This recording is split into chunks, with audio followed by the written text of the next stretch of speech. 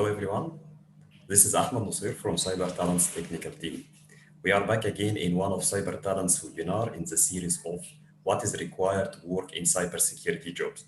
If you are attending for the first time in cybersecurity or Cyber Talent's webinar, Cyber Talents is a platform that ranks cybersecurity professional according to their skills and running captures of flag competition or CTF. Also, we are organizing a monthly webinar in different cybersecurity domains, like how to work in penetration testing, malware analysis, and different security domains. Today, we have a talk with Mr. Hassan Mourad. He is a security services leader with 20 years of experience in cybersecurity. He's going to talk about what is required to work in SOC analysis jobs. Hello, Mr. Hassan. How are you? Hi, Ahmed. How are you? All good All, here. all good. Thanks. So before going to our topic today, can you give us a brief about your experience of cybersecurity? Well, it has been a long journey for me. So as you said, I've been in cybersecurity for maybe over 20 years now. It all started when I was a freshman in college, engineering school. A friend of mine came to me and said, "Well, there's something new that is called IT, and it's a good field. It brings you money if you work in it at this time, maybe not today." So he told me that's the field for the future, and I said, "Well, let's try this one." And at this time, your entrance to IT was either from the network side, something like the CCNA, or from the system side, so Microsoft certifications, and started to take some of those. And I remember with the first course in Microsoft, it was the called Network Essentials, and there was this topic about computer viruses that got me hooked from the first moment. Well, as soon as I heard about Trojans, I was hooked. I wanted to spend all my life working in this dark side, maybe, but trying to be on the good side. So that was my beginning. It was about in 1998 or 1999. Uh, I was very lucky that my first job was a security job as well. I landed a job as a security specialist in an international bank where I spent 5 years there. I left them. I was their CISO at this time. Then I joined the team of Orange Egypt, where they were establishing their first cybersecurity department. I spent almost 10 years there, done a lot of things there. Then decided to move to the other side, to the consulting side.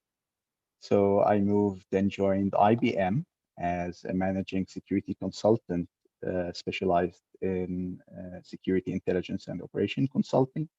Spent a few years there, then moved to Cisco, where I've done a similar role. Then now I'm back to IBM as their security service leader here in Egypt. So it has been quite some time since I started, but it was always a fun journey. Yeah, it's very fun and it seems like long journey starting by one friend advice. Yeah, exactly. I owe it to this friend. I keep saying to him, you put me on this in this track. Actually, at this time, although I was in engineering school, all I could think of was to join the diplomatic corps and be like an ambassador one day or something. But this guy brought me back to the engineering side, and it has been fun so far. Yes, yes, great. So what about the last one? Because today our talk is focusing more about the SOC analysis. So can you tell us also your story about joining this field?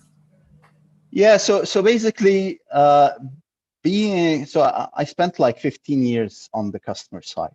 So when you're in the customer side, you're doing a lot of stuff. You're doing testing, you're doing architecture, and one of the things you do is you defend your network, you defend your systems. So I started in my maybe before I moved to consulting, like the last 5 to 10 years, I was focused more on the analysis part, I was more interested in things like forensics, like malware analysis, and started to establish our own monitoring team and figuring out how to respond to all those cyber threats. So when IBM contacted me, I was saying, well, I want to bring you the experience from the customer side because we see a lot. Maybe from a consulting perspective, you know a lot of things, but if you haven't seen it yourself, if you haven't done it in your with your own hands, then it's not really like the real experience. So I brought this customer experience to me, and I wore the consultant hat, but with the heart of the customer. So whenever I would advise the customer with something, it's something that I've seen myself or I've dealt with in my life. So it's not like high level consulting, but it was more like low level. Here is how you should do it. Uh, Bridging the gap between what the customer sees and also the knowledge from all over the world that the consulting side brings as well. So here was me trying to put those two things together and providing this advice to our clients. Yes, thank you so much for clarification. So now we can, I know you are having a good presentation also for us today. If you want to, feel free to go start for it. Sure. Yeah, it's not a presentation. It's just a few slides that I'd like to share with you. Let me share my screen. Please let me know if you're able to see that. Yeah, it's available for me. Thanks. Perfect. So, today we're speaking about what is required to work in cybersecurity, specialized in Security Operations Center. Uh, we'll see in a moment what are the different roles that are in cyber in Security Operations Center. But I wanted to start with the actually the need for the SOC. So again, I've been there for 20 years. I've seen a lot of trends happening. So around the early 2000s, there was this trend that everything is moving towards prevention. Detection is dead. And there was this SANS paper out there that said, and to do intrusion detection is dead, long live intrusion prevention. And that happened with the network IDS, with host. So there was host IDS, then there was host IPS. Everything was about prevention, which seemed like a good idea. Why to detect if you can prevent? But early 2010, so we started seeing reports from the likes of Mandiant that tells us attackers are spending a lot of time undiscovered in our networks. So in 2011, it was like to discover a breach, it took 416 days on average. So that would mean the attacker is there for a year and a half. And actually, for some breaches, they were there for like 7 years or more. So that was a lot. And uh, we started thinking, why were they there for that long time? When we all had those fancy equipments, we have the best in breed IPS, endpoint protection, but it seems not to be working. And at this time, uh, the cybersecurity industry is actually a very good industry because it learns from its mistakes. The industry realized that we need to switch the mindset again. While prevention is idle, detection is still needed. So at this time, detection and visibility became very important, and people started investing again in detection. So by this time, you started to see technologies like SIM technology coming towards the arsenal of the defender. After that, we saw endpoint detection and response. So we started to see those technology that would give you insight into your network. And as you can see, the trend went from 416 days to 205 days, and continuing to 2019, you can see that we have uh, improved a lot on that front. So we are now very able to detect attackers in better timing. One of the major things that happened during this period was the establishment of SOCs. Actually, SOCs were there before, but they were more focused towards the operation of security. So operating the devices, maybe doing some monitoring, but it was mainly operation of security devices.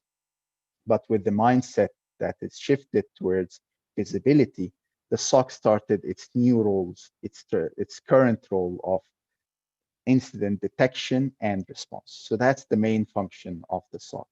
And with that came the different roles that we are here to talk about today. So the SIM is the first one, the first generation of the SOC. So a SIM is a technology that is being used heavily in the SOC. Actually, there is this misconception about the relationship between the SIM and the SOC.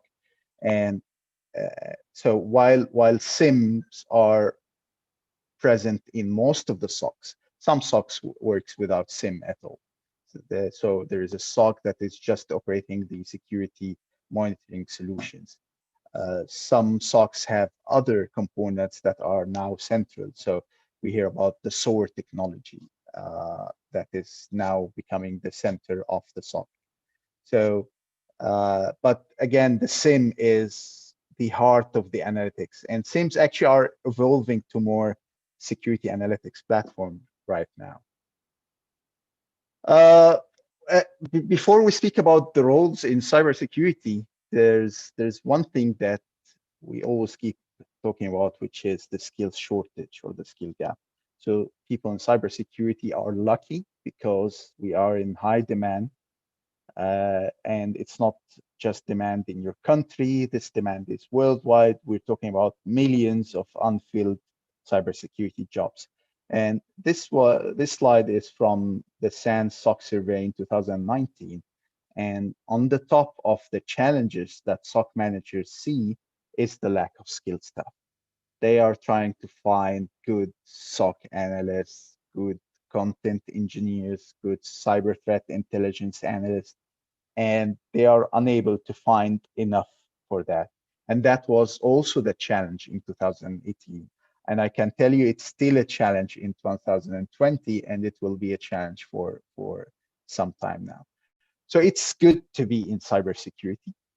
It's even better to be in the work for SOC because SOC is an environment that is demanding of high skills. So if you're able to work on your skill set, and then you will have better opportunity to land a good job.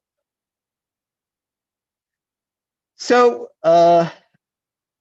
there are many jobs inside the SOC, and SOCs are different. So sometimes they will be named in different terms. So you'll hear L1 analyst, L2 analyst, L3 analyst, or tier 1, tier 2, tier 3. Sometimes those tiers are combined, sometimes they are separate. But in terms of the function itself, there are some distinct functions within the SOC. And it starts with the most basic function, which is the cybersecurity monitoring function, which is typically done by the L1 analysts. Those guys are performing what we call eyes on glass. They are sitting there, they have these fancy big screens with lots of things happening, lots of logs running on the SIM, receiving tickets of incidents or possible incidents. And they are not doing a lot of analysis. They are mainly focused on initial triage, initial understanding if this is really an incident or not. They typically do some enrichment of information, understanding where the attack come from and what it's targeting. So this enrichment becomes the information that the second tier uses to really understand what's happening. So typically your second tier would be your analysis tier, cybersecurity analysis, investigation, whatever they call it. And those guys are doing, in most cases, are doing the actual heavy lifting of the incident. They are the ones who are trying to understand the where does it come from? Why is the attacker doing that?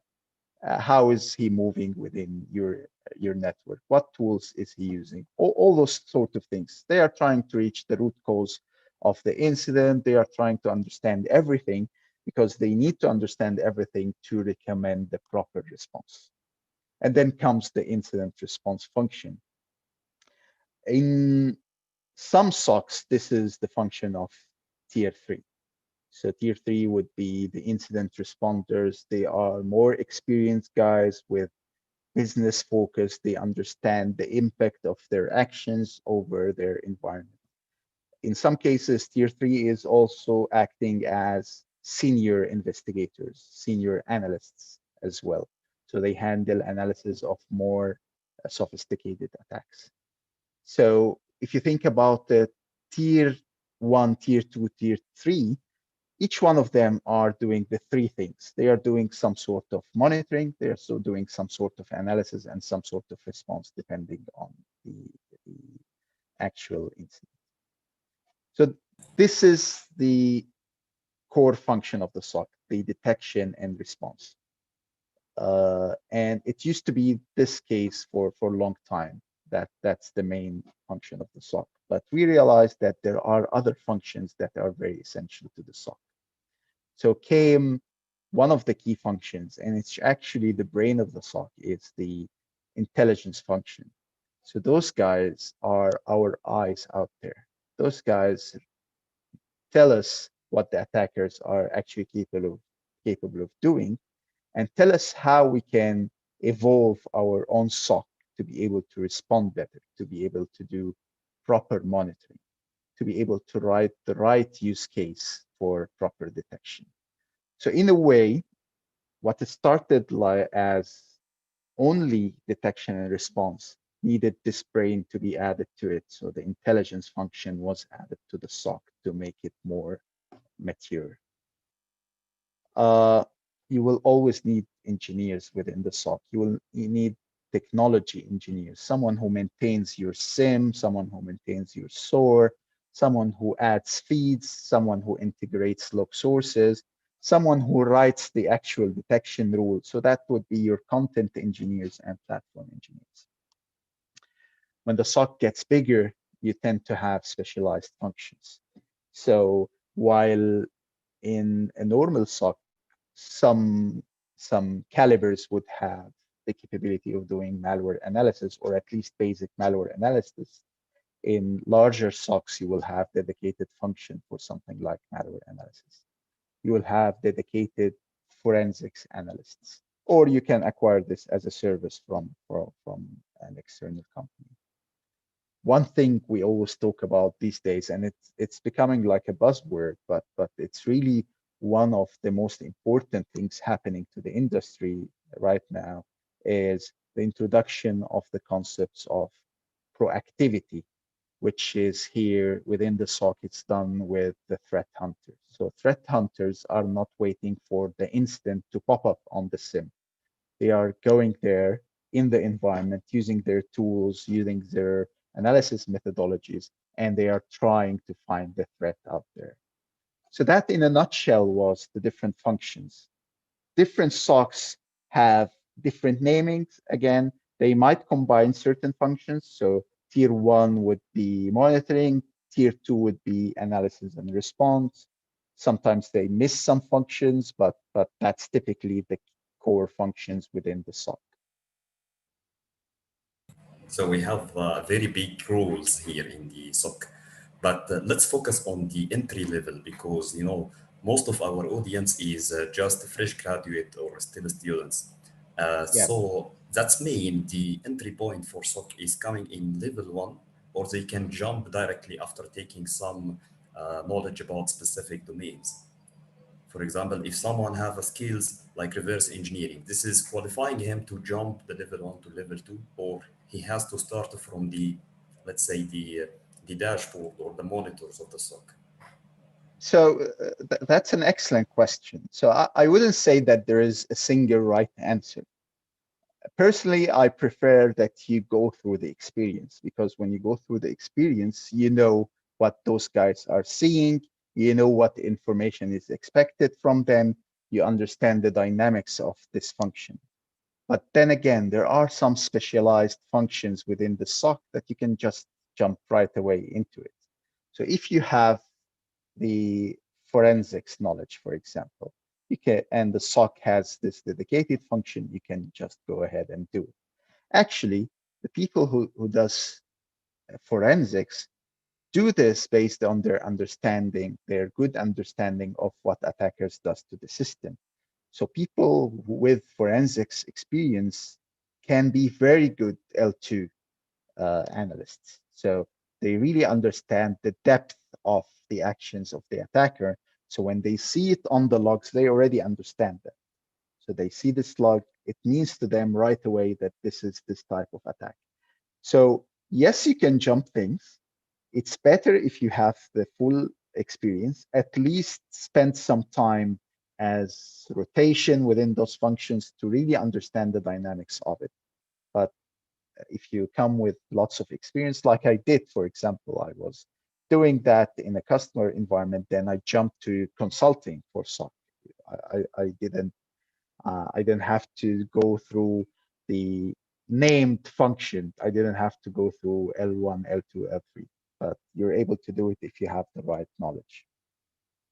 Okay, great. This is really motivating because some people thinking they have to go on a chain of roles in order to achieve, for example, to be malware analyst or forensics analyst.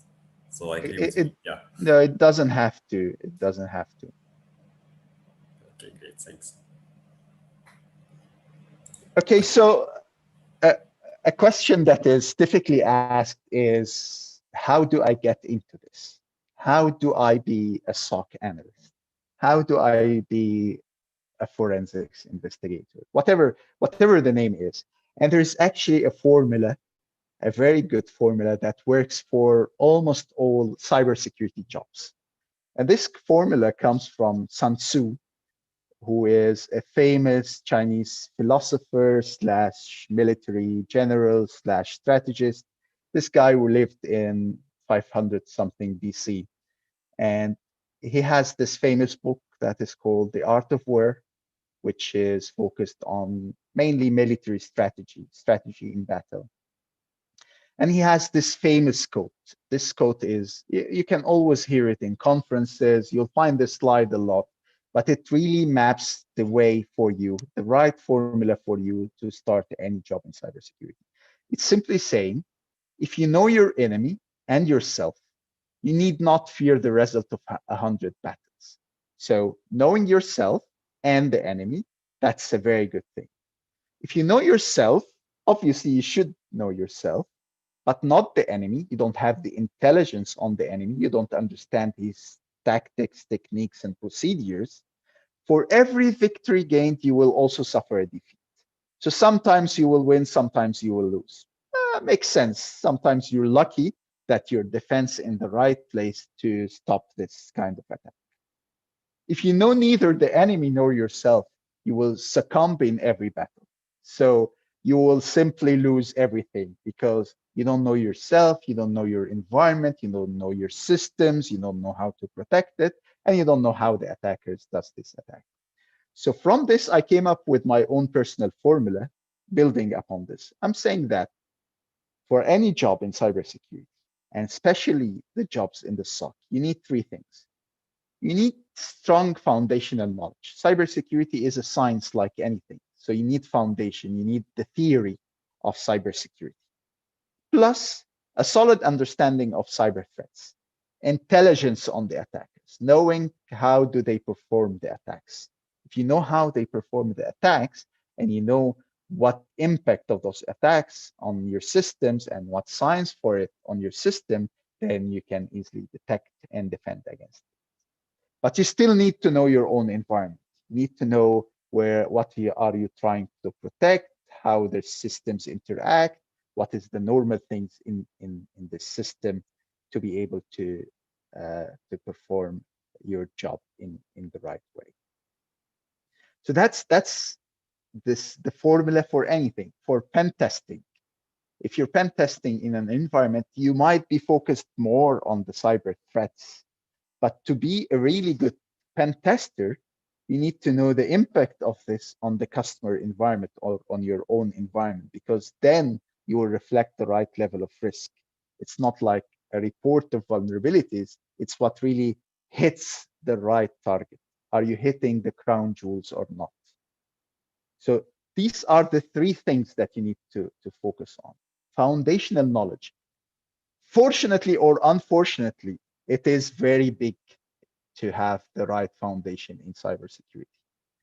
So you have the own concepts of cybersecurity, things like the CIA triad, vulnerability, exploits, all those terms, threat, risk, incident management. These are key ingredients that you need to understand to be able to do your jobs. You also need to understand the network side of things. So understanding protocols, because as a SOC analyst or as a cybersecurity architect or as whatever you think, you need to understand how things look like from a network perspective. What are the common protocols? How does the systems interact together? You also need the system side of the story. You need things like fundamentals about the operating systems, not just fundamentals. As you grow with this job, you will need to have in-depth knowledge of operating system. You need to understand the internals of the operating system to be a very good analyst. You need to understand this for the different types of operating systems, Windows, Linux. You need to understand this for different application infrastructure, web servers, web services, application server, databases, cloud. That's a huge set of fundamentals. But I want to be I don't want you to be scared from this big list of fundamentals, because I am 20 years now in this industry and I'm still working on my fundamentals. And each day there will be new fundamentals. So for example, a few years ago, there was this big thing called virtualization. And you needed to start working on your fundamentals of virtualization. Then came containers and container security. You need to start working on your foundation for that. So it's not thing that you will take a small course and you'll cover it all, but it's something that you iterate through to be able to get the right knowledge. So it's all about the fundamentals, not no need to go in depth. Yeah, so you will go in depth with time. I'll speak in a moment about how you would go through those things, but in general, you don't need to cover everything. I would say that to start, you just need to skim through it. Just read the high level. If you understand it, that's beautiful. If you don't, you will understand it someday. Don't you, don't sweat over it, I would say. You just take it easy. It will come with experience, but just by learning those things slowly, you can build upon them. The second part of the formula was the understanding of the cyber threats. So when you think about it, you want to understand what the attackers does. How do they gain access to our system? So how do they actually perform the attack? Because if you know this, then you naturally would think about how you would prevent them. You have to, if you can. And if you can't prevent them, how can you detect them on the system? So think about something like initial access to a system, vulnerability exploitation. So as you study the exploitation, different exploitation attacks, you will understand that to prevent those, you need to patch, for example, patch your system or introduce an application firewall that is capable of intercepting the attacker request, IPS, whatever. But you will also know that if exploitation is working, you will see signs that can enable you to detect this attack. So for example, attacker will tend to try to persist on your system. So by detecting persistence, you're essentially detecting that an attack happened. And where do you get the knowledge of such things? Knowledge of attackers are everywhere. So uh, understanding the full attack life cycle, how do they perform attacks, their tactics, techniques, and procedures. There are many sources. My personal best, or the more most comprehensive. It's not 100% bulletproof, but it has a lot of the right information, would be the MITRE ATT&CK matrix. And you will hear everyone in the industry speaking about MITRE ATT&CK, how we can use it for many scenarios. So MITRE ATT&CK is the source of information about the tactics and techniques and procedures that the attackers perform. And MITRE also thinks about the three mindsets. So from attack perspective, from a mitigation or prevention perspective, and from the detection perspective. This information is already in MITRE. They also add information about the different attack groups that are really using this, the different tools that are used to perform those types of attacks. So it's really comprehensive. They also started recently their MITRE Shield project, which gives you, it's more focused on what defenders needs to do. So it's more geared towards the SOC analyst. So these are the actions that you need to prevent or to detect this sort of attack. So MITRE Shield, it's a new project. I think it has been out for maybe less than 2 months now, but it has the information that guides analysts to perform better protection.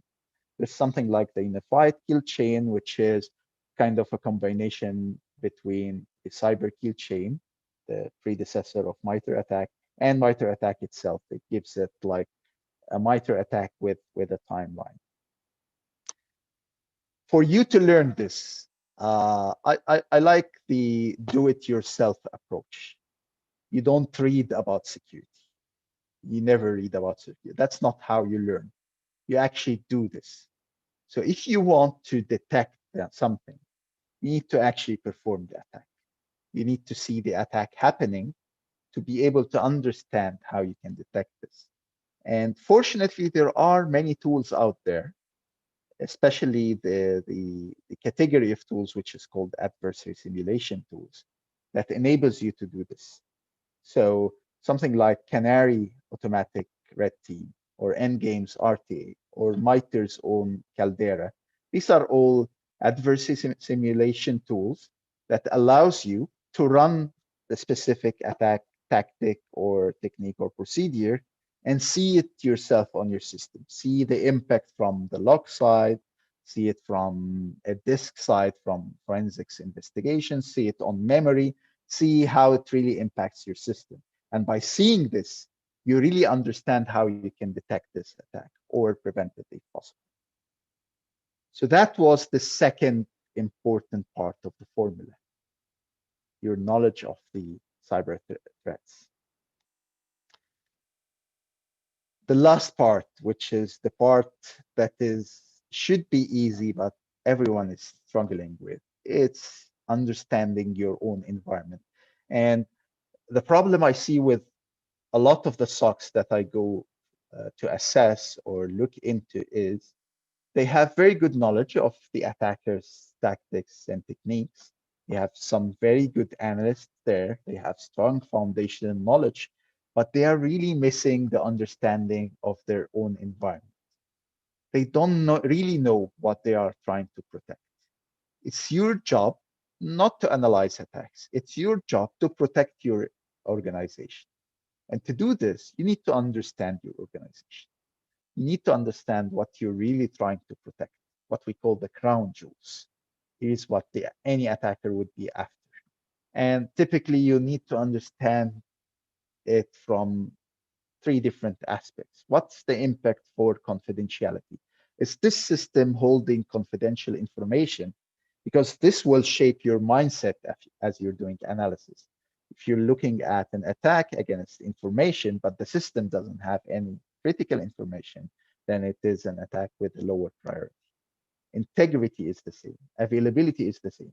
This is a DDoS attack, but we don't really care about the system availability because it's a secondary system.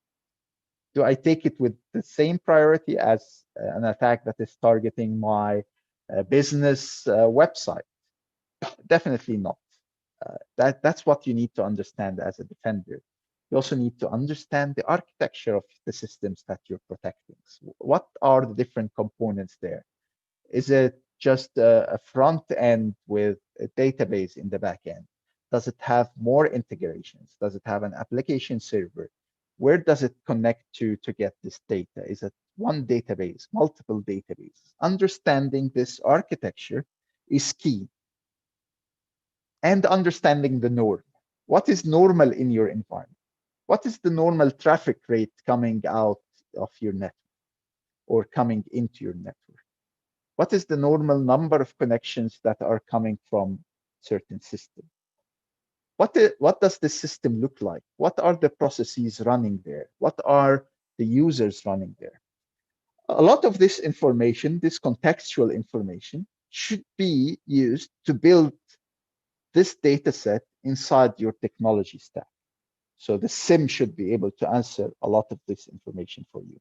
But as an analyst, you should have this as well, this knowledge, because it will guide you to do proper analysis and response. So that was basically the formula that we have for, again, SOC and anything else in cybersecurity. So from the analyst side, before he looking for any platform or let's say a framework, first he need to break down the component of the network and understand what is normal and what is not normal, right? Exactly. So he needs to get this understanding of what he's trying to protect and how it actually behaves. So if this is a system, so for example, DNS servers tend to have a high number of connections that a SIM can pick as a scanning attempt if it's not properly configured. If you understand that this is the normal DNS server of your environment, and you see a slight increase, I say, increase of connections, then that would be normal. But if you see like 300% increase in connections, that might be data exfiltration through DNS. So understanding the environment as well as understanding the attacker technique like data exfiltration through DNS will enable you to do the proper analysis, the proper detection of the attacks.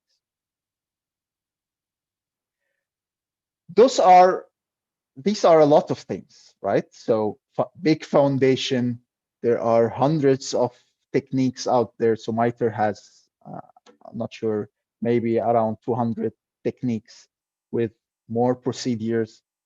How do you get all this? And how do you add to that the understanding of your environment? I would say that it is not a straight line. It is like circles or iterations where you start with certain information, like basic network knowledge, basic attacks knowledge, just the simplest attacks, scanning, simple password attacks. And then you do iterations. So you understand the foundational knowledge. Foundational knowledge would be Windows authentication, how it works, the traffic, how does it look on the network side, and the knowledge of the attack. So how does brute force work, or how does password guessing work? And the knowledge of your environment, where does my authentication servers lie?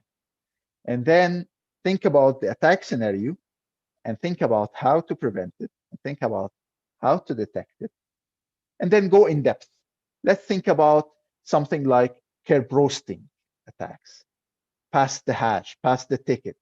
So we'll go another level in depth. In this, you'll need more foundation, which is how does Kerberos work?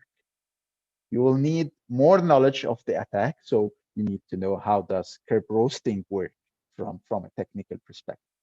And again, you need to know what components in your network handles the Kerberos requests, and then you iterate again. And this is how it works. At certain point, you will need certain specialization. For example, you have a project on the cloud. So in this, when you have such a project, you will build the foundational knowledge of the cloud. So let's say it's on Amazon, for example. So you need to understand the basic components of how Amazon Cloud works. You need to understand the technology stack that will help you for detection. So something like CloudTrail, for example. How can you analyze logs on cloud?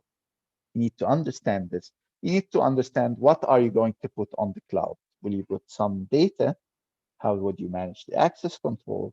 And then you need to understand common attacks against the cloud.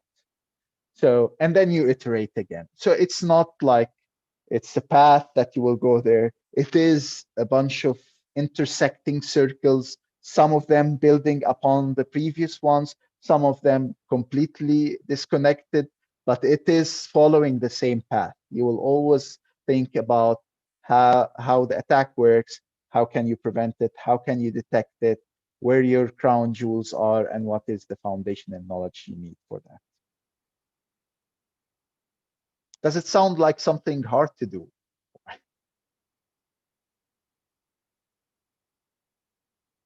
I personally think that it is, as with any other cybersecurity job, it is a journey where you learn by experience.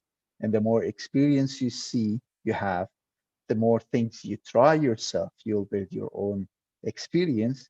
And this will make you a better analyst. This will make you a better SOC manager, or maybe a better CISO at the end of the path. I think this part is the most fun part, and also I get a lot of questions here in the chat on the YouTube channel asking. The last one, for example, from Homan. I always want to learn about incident. Could you please mention some security log instance platform that I can learn and start practicing? Sure. Uh, let's speak about the different tools that you are, as an incident responder or as a SOC analyst, will use. We'll talk about tools, and then I'll give you some resources. So in terms of the tools, you have security analytics. So it used to be the SIM, security incident and event management, but this then grew to more data analytics platform. It's not just simple correlation anymore. It's analyzing a lot of data and making sense out of it. From what you can practice with. So one of the most famous and open source tools that you can use for security analytics is the Elastic Stack, which is Elasticsearch, Logstash, and Kibana. These are tools that would allow you to integrate data sources, visualize it, and perform certain searches and transforms on this data. So that would basically be your platform that you ingest the different logs to, and then trying to make sense out of it, trying to write the right detection rule. There are also commercial versions out there that provides community versions. So QRadar, IBM's QRadar, Splunk, both provides a community version. And it's a very good idea. Personally, I'm in favor of open source tools. They are feature rich. Communities are supporting it. There are lots of things and flexibility of the things that you can do. But because you are trying to get into the field, you might also try to experiment with the commercial versions out there, commercial vendors, because in most cases with enterprises, you'll find that they are using the commercial version. So QRadar and Splunk are leaders in the security analytics field, and they have the community versions. It has some limitations towards the number of events, how big the data that you can process with, but still you can use most of their features and learn how to use this as a tool. That's from the analysis of the log perspective. I spoke briefly about SOAR becoming the new center of the SOC. So security orchestration, automation, and response is a new generation of SOC platforms. Because we said there is a skill set gap, we cannot find enough people in the market. So the technology is trying to answer that by adding more automation of the incident response lifecycle, by trying to add orchestration, how the information moves across people, How do you get automated enrichment of open source intelligence, for example? How do you collect forensics information automatically to enrich the incident case? So SOAR is what gives you the answer for that. From an open source perspective, there is a SOAR called the Hive. It's actually quite capable. And I would recommend that people downloads the Hive and tries to experiment with it, see how the integration works, see how they can build what we call a response playbook or a run book. So the actual procedures that you have to go through to do an actual incident response. Uh, Splunk also has Phantom SOAR, and they have a community version of Phantom, so you can try how Phantom works. And incident response is not just about the tool. It's mostly about understanding the data that gets ingested in the tool. So as an analyst or an incident responder, you need to really understand how the different actions work on the system. So when you also authenticate to a Windows platform, what sort of events are there? When you fail to authenticate to a Windows platform, what events do you get? How do you know this? So operating systems allows you certain level of audit events that you can add to and enrich and enable more features. And there are also third-party tools or additional tools that you can install on the system that gives you more visibility. So for example, for a Windows system, there is Sysmon, which is a sysinternals tool that would give you a lot of visibility of things that are happening on a Windows platform. You have Audit D package on Linux system. This will give you extensive knowledge of things that are happening on a Linux system. So as an analyst, beside playing with those tools, you need to really understand those sort of telemetry, this data that gets ingested in the system. Uh, yeah, before we go to resources, do you have any questions on that? Yes, like you mentioned, now we have a flexibility between the tools. Some of them is completely open source, and some of them is commercial, but they have a community edition. But for the beginners, the best one is the open source for the ease of use to get in the field, to be familiar with different logs. Uh, it depends. So open source, the problem with open source is that it sometimes are harder to use. You will take some time to set it up, to configure it right. But personally, I think that's the way to go, because when you do this, you learn the more about the internals of how it works. You learn really how an Elasticsearch database works. How does the data stack into that? And the good thing about the commercial tools is that they are probably sort of plug and play. You have a virtual machine with Curator or Splunk that you will run, and then some easy guides on how to get Windows logs or firewall logs or whatever into that. And naturally, it will come with an easy way of integrating those data. But I'm not a fan of this easy way, especially when you're starting. You need this level of depth, because with trying and failing and trying again and failing again, that's how you learn. And that's how you get, actually, I don't care about the tool itself. I care about the mindset that you're trying to build, because you will be facing a lot of problems, a lot of challenges. And if you are a guy who can, or a girl who can work your way around the different sets of tools and learn how to integrate them together, then there is no challenge that you will not be able to solve. So I would personally recommend starting with the open source tools, even though the job will probably require the commercial. Yeah, I completely agree with you. Yeah. Good. Uh, one thing that I always get asked is how do I build my own lab? I want to experiment with this. You told us about Elastic Stack. You told us about the Hive. Uh, where do I start? What should I do? So I told you about a lot of things. I told you about telemetry. I told you about lots of things. So where do you start? Actually, in the analysis job, observing your own system is the first natural way to start. So you have a Windows machine and it's generating network traffic. Start observing your own machine. Start looking at the logs from your own machine. Start looking at, for example, install Wireshark and look at the traffic coming out of your machine. Open a website using that is not encrypted and see what traffic do you have.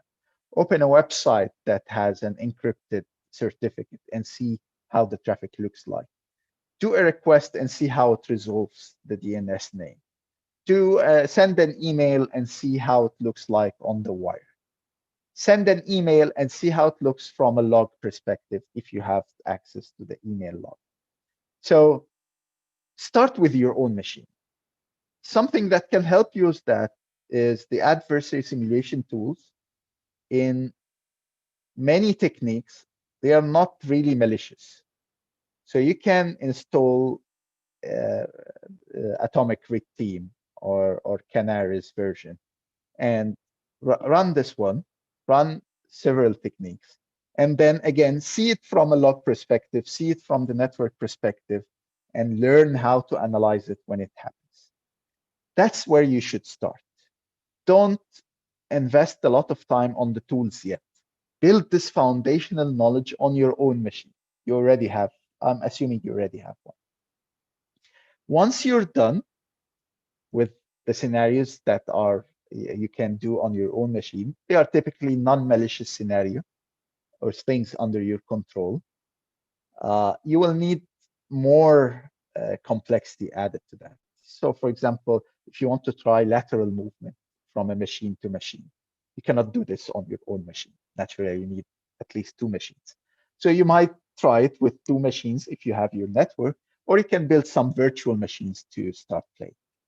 So again, maybe run two machines on your own hardware and start experimenting with malicious and non-malicious scenarios. Again, think about it from an attack, defend, and detect perspective. Analyze this. Document what was triggered. Document the artifacts that happened on your systems. Make sure you create your snapshots because you will be messing a lot with those systems, so you want to revert to those. With multiple virtual machines, you can try complex scenarios. You can try lateral movement scenarios, pivoting, those sort of things. But the issue is you will run out of resources. Maybe you have 16 gig of RAM, maybe you have 32 gig of RAM, but that's it. How do you run more complex scenarios? Then comes the cloud. So the cloud would offer you the flexibility of doing this. So you want to run your own SIM, and the SIM is known to be resource intensive. And you want to run, for example, a Windows server and a Linux server. To do this, probably you cannot run it on your own machine. You can put those virtual machines on the cloud. You can build very complex scenarios on the cloud. And the cloud already has ready-made versions of most of the software and application servers that you will need. So it will be easy to do. One thing you need to always think about when you're using the cloud is the cost, because I made this mistake before. Sometimes you build your own cloud environment using free tiers and you forget about it. And then a year later, you find that your credit card is charged for some money.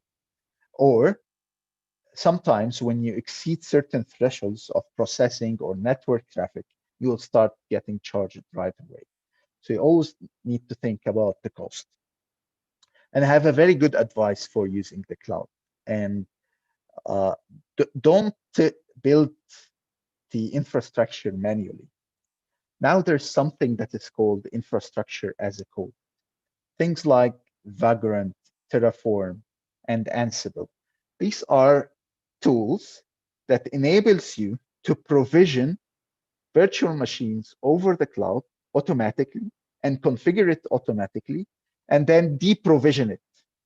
So you can build your lab in like 5 minutes, apply the configuration automatically, do your test, and then press a button and the lab would be removed. The machines will be deleted and you don't have anything that is causing processing or network traffic. So experiment with infrastructure as a code when you go to the cloud. Don't just put the virtual machines and forget about it, because probably you will end up paying some money that you don't need to. So that was for how to build your own lab. You will build it with the tool that serves the scenario. So if you don't need a sim, you're just watching the logs on the system, don't go ahead and build the sim. Why would you do this? When do you use the sim? You use the sim when you're doing analysis and correlation across different information. But if you're looking at an individual technique or an individual procedure and how it impacts the system, you don't really need the sim. You need to just watch the log on the system itself. So don't overspend. Don't overinvest in your lab. Only build the lab, the complex lab, when you need one.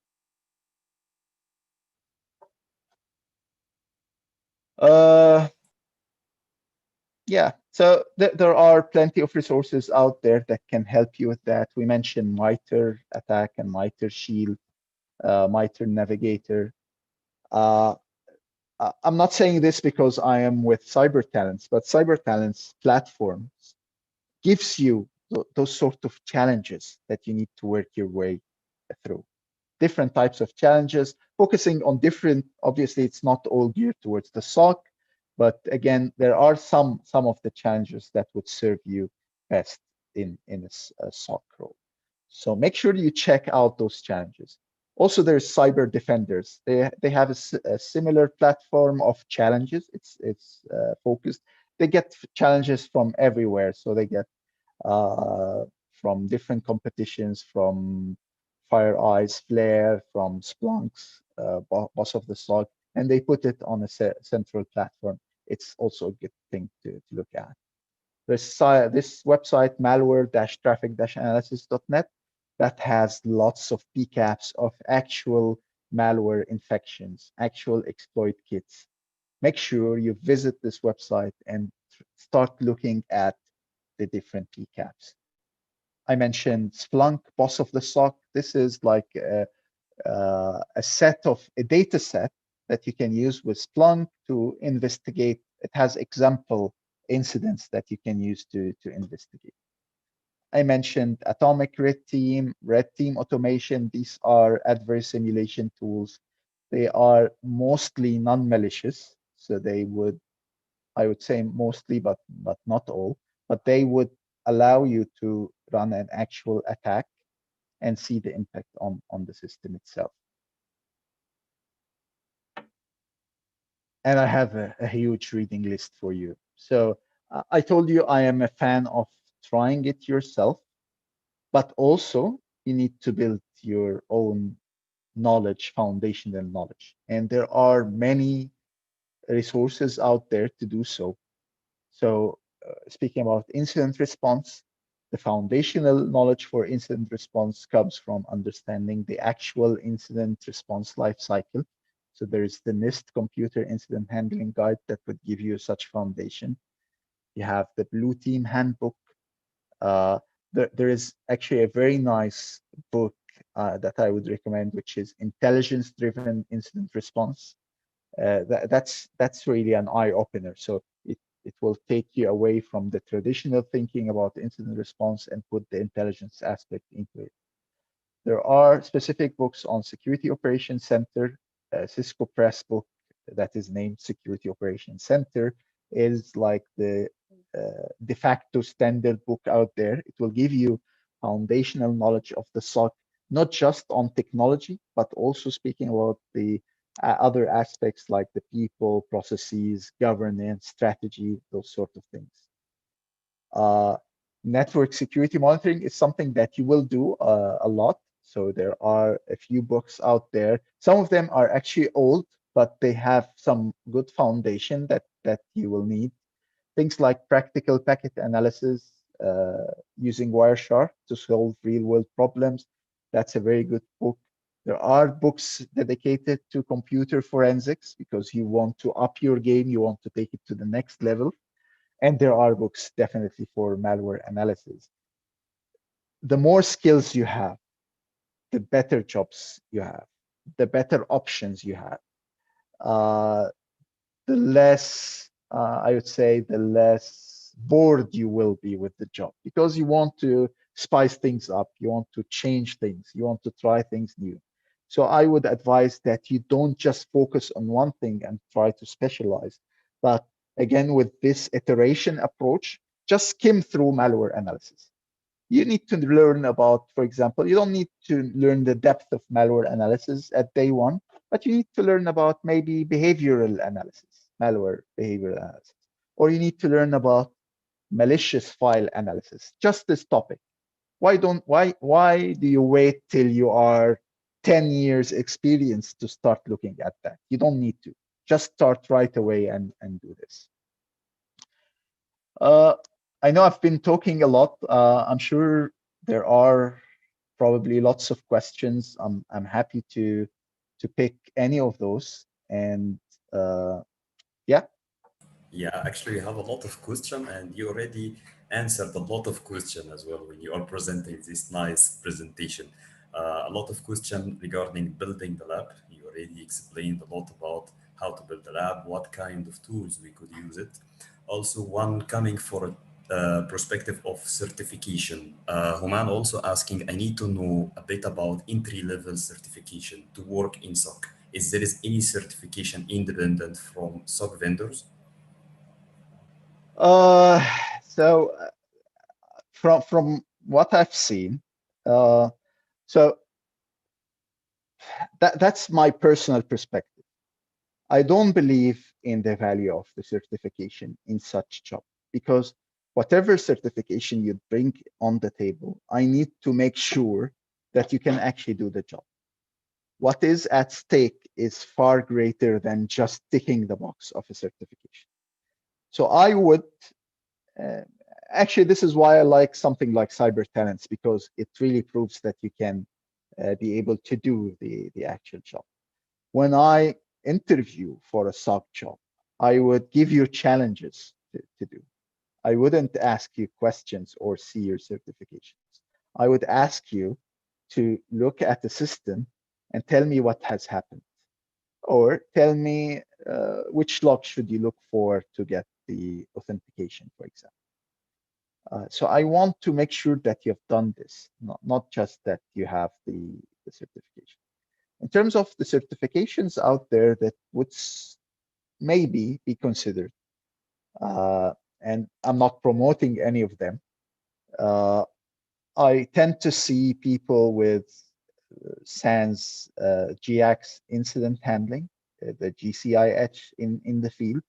So this course slash certification kind of tell you how incident handling works, and it also tell you about the attacker perspective, so some of the common attacker techniques.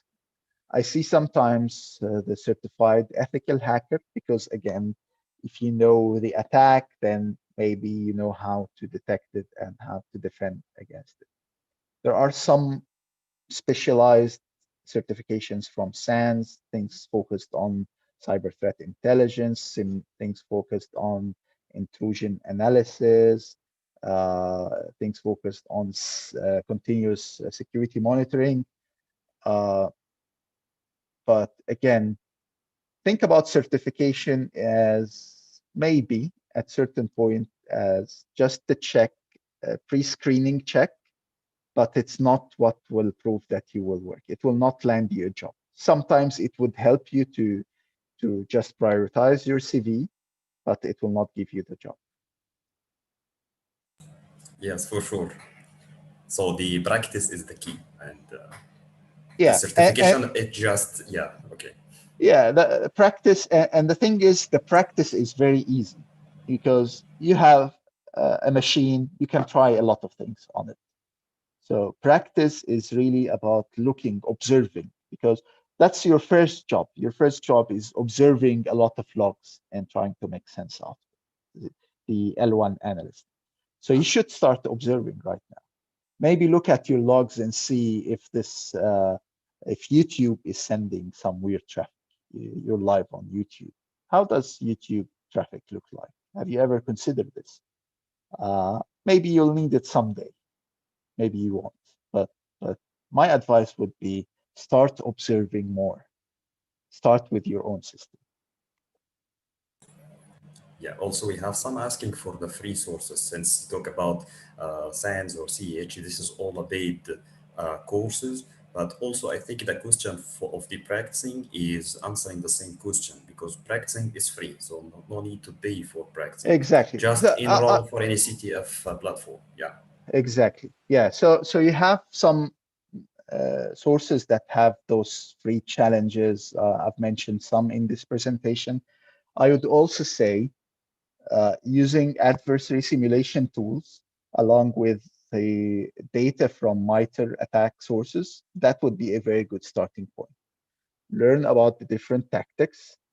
I'm not sure how many of them, maybe 10 or 11 now. And then for each tactic, start exploring the more common techniques because some techniques are more common than the others. Start with the more common. Try them with the adversary simulation tool.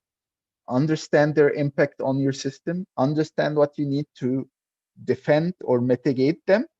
And then move to the next technique. And then move to the next. And then move to the next. So that's all free. You don't need to pay anyone for this. And also there are many individuals out there, many good people in the community who are doing a lot of work on this. They would do free courses, free webinars. People would explain to you how MITRE works. I'm sure if you search YouTube right now for MITRE attack techniques, you'll find a dozen of videos out there that explains individual techniques. Google is your buddy there. Just take whatever technique you'd like, search for it, search for preventing this technique, search for detecting this technique. The information is out there. You just need to start. And obviously, there are people out there to help, and people would be very glad to help you if you have specific questions. Yes, for sure, searching is the key, and the community of cybersecurity is very big. Always you will find answers in YouTube channel or any website. So here's one last question from Muhammad Chaben. How to improve mindset in SOC investigation as a tier one? He's That's an going deeply, yeah, in yeah. this question, No, yeah. no, no. I would say uh, there's one real problem with analysts everywhere is that they would do assumptions. One key thing we say for analysts is always avoid assumptions. Don't assume that the attacker did this or assume that the system looks like this. You need to verify this information. You can build hypotheses, so a fardiyya, but not assumptions. You shouldn't put in your mindset something and work from there because you don't really know for sure. So from a mindset perspective, as an analyst, you only know what you know. So that's maybe a weird thing to say, but if you know it, then you can base your judgment on it. If you don't know it, you can build hypotheses and then look for facts supporting this hypothesis, or you go and ask for the actual knowledge. You go and seek this knowledge. Don't assume anything. I've seen analysts close certain incidents because they would assume that this is a normal traffic. If you know that this is a normal traffic, then you can close the case. But if you think this is a normal traffic, you don't close the case. If you think this process might be a good process, don't close this case. If you know that this process is a good process, close the case. So that would be my advice for the mentality of the analyst. Yeah, I think it's very clear for you now, Mohammed Shaban. Okay, anyone have any questions? You can feel free to post your question here on the chat box, but I think we run out of time also. So if you have any question, you can ask it, you can or send it to support@cybertalents.com, and we can help you by reply. And thank you very much, Hassan, for your great talk today.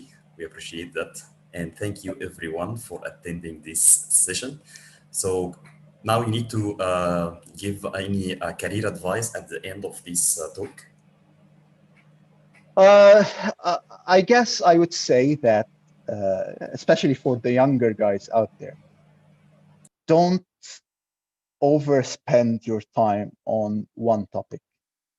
You have the brain capacity to start working on everything right now.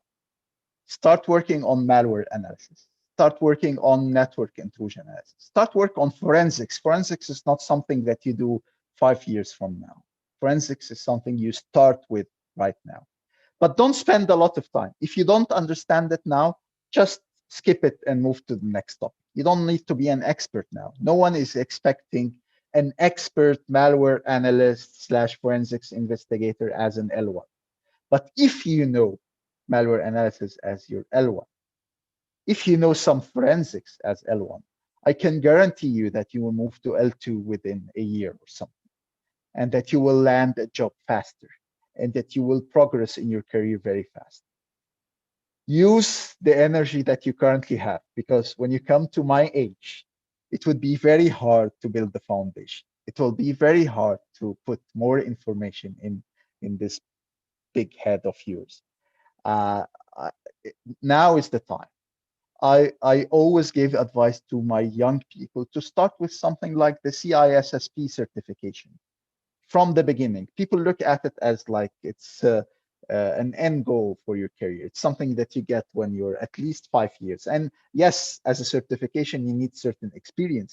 But as knowledge, as a mentality, as a mindset, this is something you should start with.